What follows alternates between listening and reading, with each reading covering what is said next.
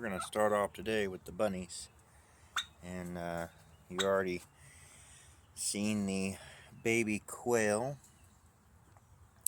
Unfortunately, the second one we had hatch ended up getting into the water, and it didn't end so well. This beautiful girl here. This wire really makes it hard to focus. And there's one of the bottles that we used when it got so hot. The other girl is right here. It's going to be hard to focus. And we got the quail. They're doing good. And let's go check on the chicks. We did have 3 that did not make it. Unsure what really happened. They were doing well. And so far, everyone else is doing good. And there they are. All 3 turkeys are doing good. But they're doing well. So there was no obvious reason why those 3 did not survive. But that's just kind of part of this process. Some survive and some don't. So got these 2. Dakota there. Yes, he does have a lead rope on. How he got it over his head, I'm not sure. But Santana's in there with him also. Because we have some fence repairs to make, and I'll get to that in a moment. There's the turkey. The baby turkey and ducks are around here somewhere. We'll have to see if we can find them. But oh, there's 2 of the turkeys. 3. Now, where the ducks are, we will find out. I'm not sure if they have, well, they haven't joined the 2 males, because the 2 males are right there, on the other side of the round pin there. Let me zoom in. There's our 2 big boys, and big white one, man, he's huge. He is just a massive bird. For ducks anyway. I'm used to seeing small ducks, and he is not a small duck by any means. I'm not sure where the baby ducks are right this moment. But we'll see if we come across them. The birds are kind of all over the place. And they may have actually been in the chicken coop there, and I just didn't see them. But here's the piggy pigs. Charlotte is up there taking a nap. She spends a lot of time in there. And they're about as happy as pigs can be. We got the emu here. The other one is up here.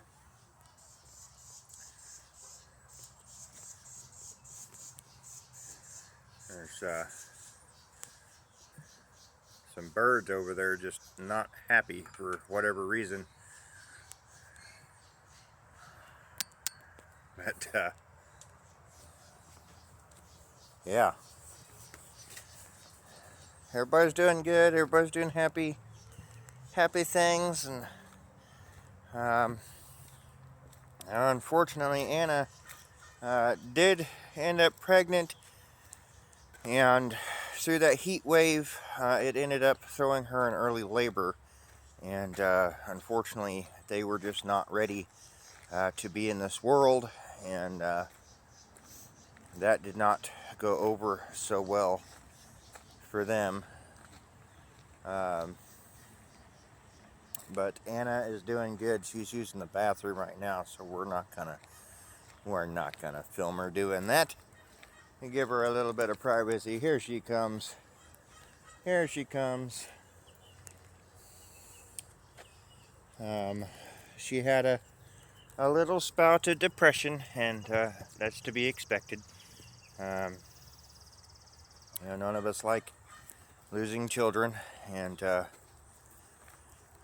I know she knew it was entirely too early to be having them, but she did her best. She's a very good mama, always has been, but it was just entirely too soon, and it's unfortunate.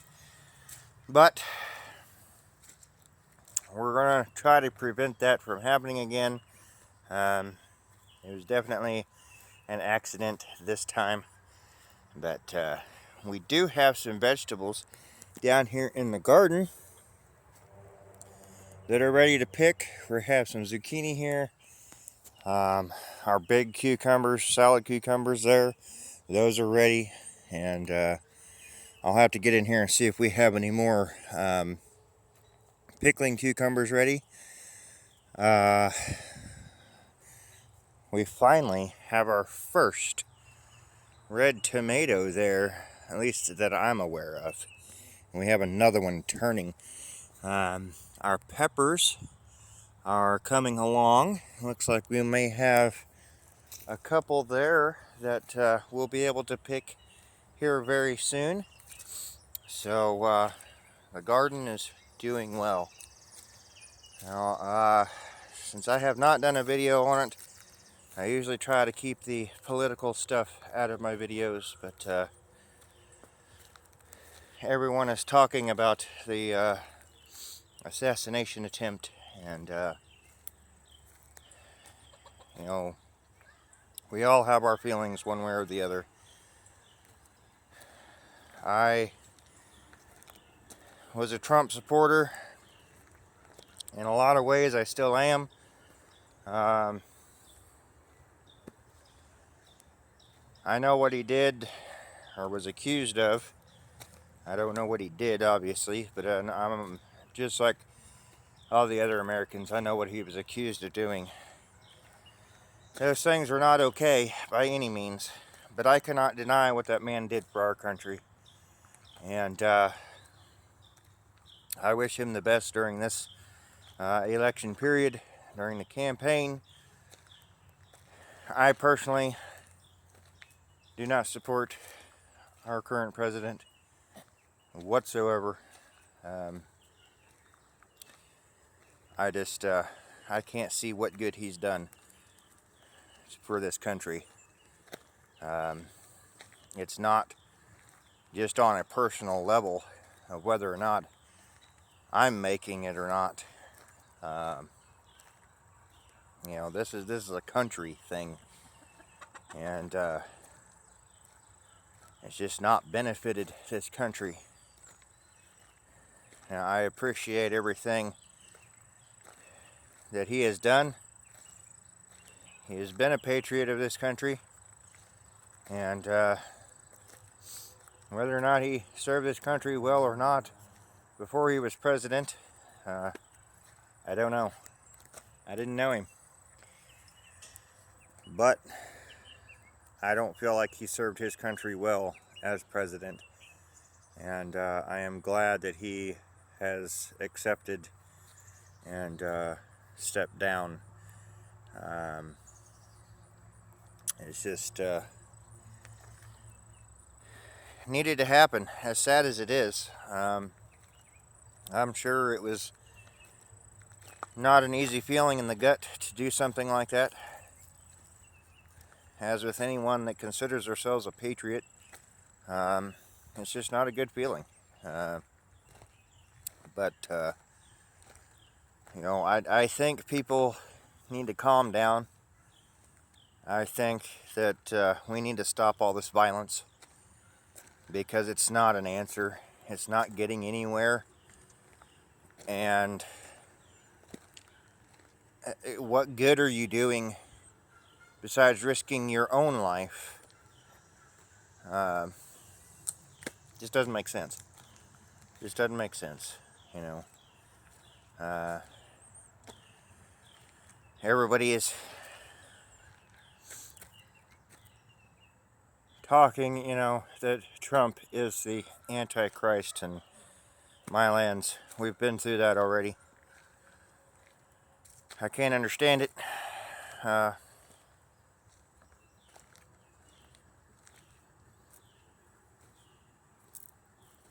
Being a Christian and raised in church myself, that's not the feeling I get from him at all. Didn't get it the first time, not getting it now. Just don't believe it. And me personally, I think I would have to vote for Trump this time, because I cannot support and stand behind somebody that stood behind Biden this entire time. And, you know, people are praising him for the way this country is. This country's still in shambles, and has been since he took over. You know, this country was in the process of rebuilding when he took over, and really, I'm not comfortable saying that he had a whole lot to do with the progress we've made. I don't want to get into this a whole lot, because like I said, I try to keep it from the channel, but I'm not a supporter of the violence and the hate, and it's just it's got to come to an end. We just can't have this in our world. We are entitled to our opinions, yes, but violence is not going to solve it. Violence is not going to make you right. Violence is not going to force people to see your side. It's just, it's not the way it works. It's not going to happen. Violence is just not the answer. We all have the freedom to vote our own way.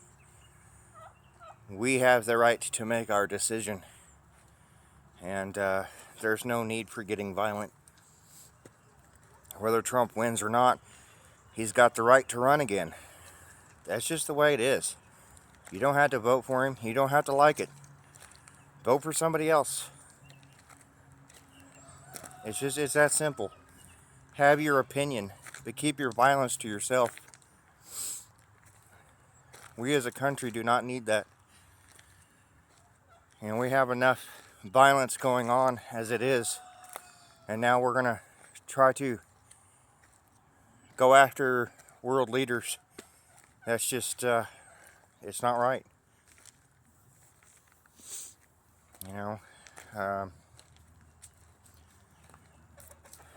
sometimes I'm glad I'm not able to watch the news very often. And there's a reason for that. I just don't like seeing it. I don't like hearing it. It is what it is. It's there. It's happening. But, you know, we need to pray for this nation. We need to pray for the people of this nation. And we need to pray for our leaders. Because the generations that are coming up now are learning violence. They're not learning peace. They're not learning the appropriate ways to handle situations. You know, a lot of these mass shooters and assassin attempts, they're young. They're young.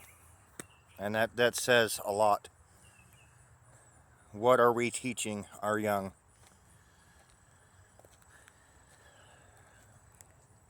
It's just, it's uncalled for. You know, we are allowing them to get by with violence instead of teaching them how to properly deal with that violence. You don't release it. You know, my brother that's no longer here had an issue with violence. He grew up in and out of jail and prison. We still loved him, still welcomed him home every time, and we prayed that one day he would change. I personally worked with him for years and years. I stood in front of that man as he was getting ready to swing at somebody, as he was getting ready to get in the car and leave, because violence is not the answer. And he finally came around. And don't get me wrong, he would defend himself, he would defend his family in a heartbeat. If you came asking for it, you were probably going to get it. But we were able to finally get through to him, and it was mainly God that did that. And, you know, before he passed, he had really made some huge steps in his life. But he grew up in that violent atmosphere. To him, that was the answer. You know, we think jail and prison's an awesome thing for people that break the law. Not always. There's huge consequences to them being in there for so long that we have to deal with. You know, there's a song out now that's "Be Careful What You Wish For." That's one of those scenarios, because I don't wish for anyone to have that mentality. Now, don't get me wrong, I will defend mine just the same as anyone, but I don't go out here looking for a fight. I'm not going to come out here and pick a fight. Daddy, But pooped on my head. Brief second there, small interruption. Love my children. Just the point I'm getting at is just violence is not the answer. It's not going to change anything. What makes our next president? Our votes, not your actions. Your actions are not going to change someone else's opinion. They're entitled to their opinion.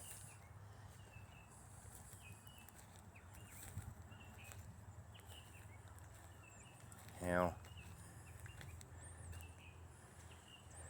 the ones that don't think people are entitled to anything are wrong. You have a right to your opinion. You have a right to act on your opinion. Act how you want, but violence, be ready to pay the consequences. You know, I often hear, you know, we need to keep these victims in our prayers, and yes, we do. But we also need to think about the suspect, their family. People are so quick to place judgment on their family. Their family's hurting too. Their family just lost somebody. And a lot of times, as we often hear, nobody ever suspected it would happen. You know, we need to be praying for them to end this violence, because it needs to stop now. That's not standing together. That is not uniting as a nation. That's causing division and separation. That's causing hate. That's what we need to be praying for. And yes, I pray for those victims. I hope they find peace and comfort. But I'm also praying for the suspect, for his family, and for anyone that is supporting that kind of behavior. Because that's the evil in this world. We don't need that in this country. Will it ever completely stop? Absolutely not. I cannot say that. Because evil is all the time. But we need to be praying for it. That's where our prayers need to go. And we need to feel sorry for them also. Because we've allowed that to happen as a country. We've allowed it. We've allowed people to think that that behavior is okay, and it's not. And with that, I'm going to end this video. I'm going to end the political stuff on this video because I don't want that kind of negativity brought to this channel. But for anyone that is wondering where I stand, there you have it. I don't care who the leader is. Violence is not the answer. This is not the first assassination attempt in this country, and it won't be the last. There's no reason for me to think otherwise. But we need to be praying in the right direction. And we need to change how we're teaching the upcoming generations. I'm ready for a leader that is going to rebuild this country, and I don't care if that is Trump. I don't care if that is the vice president. I don't care. I'm ready for change. I'm ready for positive change because it's been nothing but negative. And that's what I'm ready for.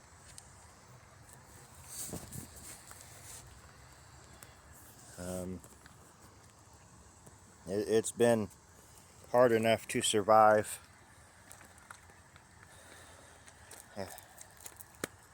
We're always going to have poverty. We're always going to have the barely getting by. Unfortunately, that's what this country survives off of, as great of a nation as we claim to be. We may have freedoms, but they're limited.